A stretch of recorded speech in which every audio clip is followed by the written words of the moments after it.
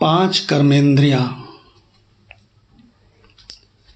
कर्म करने वाले पांच नौकर, इनको कहते हैं पांच कर्मेंद्रियां।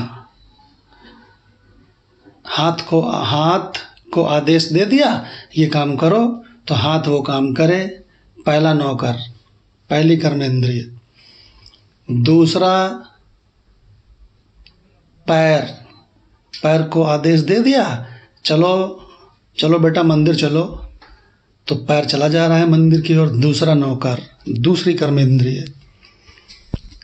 तो पांचों कर्मेंद्रियों में से एक हाथ हो गया, दूसरा पैर हो गया, और तीसरा ये जो रसना है ना, जीव, ये जो जिह्वा है ना, ये बोलती है ना, उसको आदेश दे दिया भीतर से कि ये बोलो, तो बोलने लगी बक बक बक बक। तो ये हो गई तीसरी कर्मेंद्रिय। और उसके अलावा मूत्र त्याग करने वाली इंद्रिय, उसको आदेश दे दिया मूत्र का त्याग करो, तो ये हो गई चौथी कर्मेंद्रिय। इसको बोलते हैं उपस्थ। क्या बोलते हैं वेदों में? इसको याद रखना, उपस्थ बोलते हैं।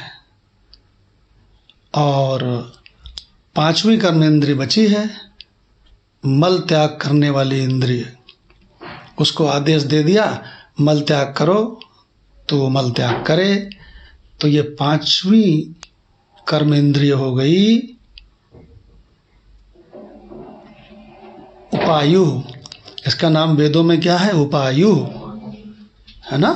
तो बाकी तो आप पांचों कर्मेंद्रियों को जानते ही हो, हाथ, पैर और बोलने वाली जिह्वा। लेकिन उपस्थ और उपायु यानी कि मूत्र त्याग वाली इंद्रिय और मल त्याग वाली इंद्रिय, ये पांच हो गई। तो पांचों कर्मेंद्रियों को हमने पढ़ लिया। ये पांचों नौकर हैं, इनको जो आदेश दो वही करते हैं। तो इनको जानने का क्या फल हुआ? इनको जानने का ये फल हुआ कि ये पांचों के पांचों इस प्रकृति के चीज हैं, इस शरीर की चीज हैं। ये शरीर भी प्रकृति के पांच भूतों की ही चीज है, और पांचों कर्मेंद्रियां इस शरीर की चीज है।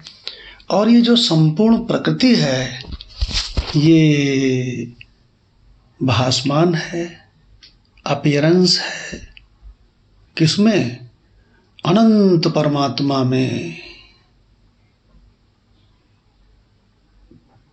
तो जो अनंत परमात्मा में ही तो ये प्रकृति रूपी फिल्म दिखाई पड़ रही है। ये प्रकृति रूपी फिल्म कहाँ दिखाई पड़ रही है? ये प्रकृति रूपी फिल्म अनंत परमात्मा रूपी चेतना में, अनंत आत्मा रूपी चेतना में, अनंत आत्मा रूपी स्क्रीन में दिखाई पड़ रही है। तो इसमें से इनमें मैं कौन हूँ इस पूरे झंझटबाजी में?